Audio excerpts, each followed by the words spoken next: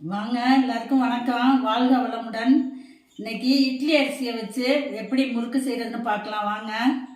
இந்த டம்ளரில் ஒரு டம்ளர் எடுத்து இட்லி அரிசி புழுங்கல் அரிசி எடுத்து ஊற வச்சுருக்கேன். 1 ஹவர் முன்னாடியே எடுத்து ஊற வச்சேன். நல்லா ஊறிடுச்சு. இதில் அரை டம்ளரு இது பொட்டுக்கடலை எடுத்துக்கணும். ஒரு 5 மிளகாய் 5 பூண்டு எடுத்துருக்கேன். ஒரு அரை ஸ்பூன் ஜீரகம் எடுத்துருக்கேன். போட்டு இதை மிக்சியில் அரைச்சிக்குவோம். அரிசியை கிரைண்டரில் அரைச்சிட்டு வந்துடலாம். பொட்டுக்கல்லே தண்ணி ஊற்றாமல் தனியாக அரைச்சி வச்சுக்கலாம். இது நல்லா மேவாக அரைச்சி வடிகட்டணும். அந்த தண்ணி இதில் ஊற்றாமல் இந்த தண்ணியை ஊற்றி தான் அதை நல்லா வடிகட்டிட்டு இதோட தண்ணியை ஊற்றி தான் அரைக்கணும். தேங்காய் ஒரு 1/4 மூடிக்கு கொஞ்சம் கம்மியாக திருவி வச்சுருக்கேன். அரிசியோடு சேர்த்து அரைக்கணும். அரிசி அரைக்கையிலேயே தேங்காயும் போட்டு அரைச்சிடணும். கொஞ்சமாக பெருங்காயம் கரைச்சி வச்சுருக்கேன். அதையும் ஊற்றிக்குவோம். மாவு அரைச்சோடனே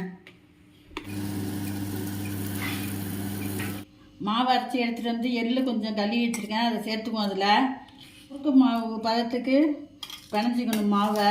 இந்த பொட்டுக்கடலை மாவை சேர்த்து உப்பு சேர்த்துக்குவோம். உப்பு மாவு பதத்துக்கு இந்த மாதிரி பிணைஞ்சி எடுத்துக்கோங்க. எண்ணெய் காயிட்டும். எண்ணெய் காய்ஞ்சோடனே முறுக்கை போட்டு எடுப்போம்.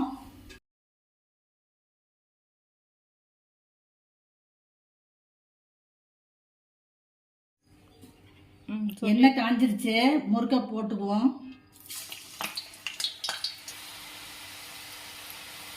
இந்த மாதிரியே எண்ணெய் உள்ளார விட்டு புளியலாம். இந்த மாதிரி சலசலப்புலாம் அடங்கினோன்னா எடுத்துடணும். முறுக்கு நல்லா வெந்துருச்சு. புழுங்கரிசி முறுக்கு சூப்பராக நல்லா முறுமுறுன்னு இருக்குது. அது நல்லா இந்த மாதிரி செஞ்சு நீங்களும் சாப்பிடுங்க. குழந்தைங்களுக்கும் செஞ்சு கொடுங்க. வீடியோ பிடிச்சிருந்துச்சுன்னா லைக் பண்ணுங்கள், ஷேர் பண்ணுங்கள், சப்ஸ்கிரைப்